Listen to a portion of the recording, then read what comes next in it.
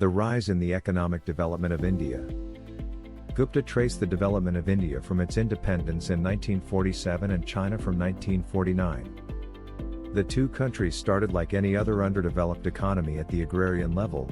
China's breakthrough came in 1978 and India in 1991. Like Nigeria, they had issues of bureaucracy, corruption and the effects on their citizens.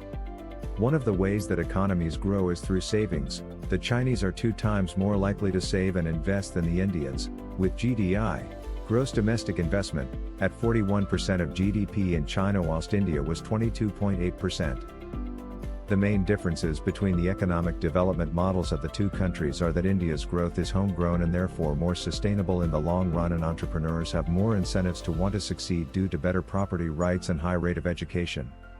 In China, where individual rights are restricted, most of the growth is underwritten by the state and its agencies, therefore difficult to sustain on the long run as entrepreneurs were not taking the risks and the benefits associated with the ventures, but this is changing. Another major development in India is that fewer people are now worried about the fear of failure.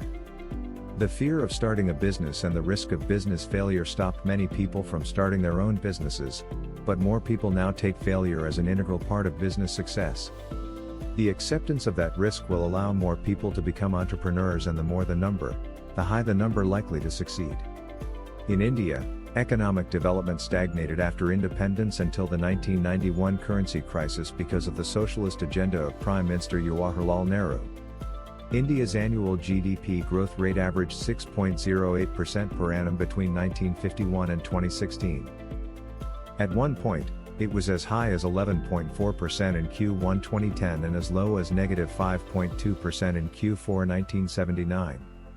Development in India commenced because of the policies of Prime Minster Rao, which started in July 1991 with the liberalisation of trade, reduction in tax rates and central planning. The 3 countries stated above took different routes towards economic growth that Nigeria can learn from.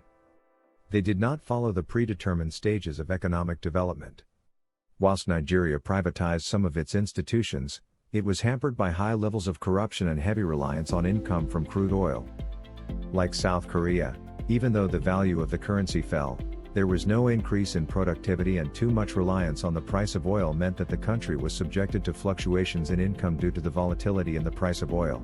India used capital to fund infrastructures and relied more on the technological capacity of the people. Again, Nigeria embarked on a mix of the ideas from China, South Korea, and India, but lacked the capacity to execute the different plans.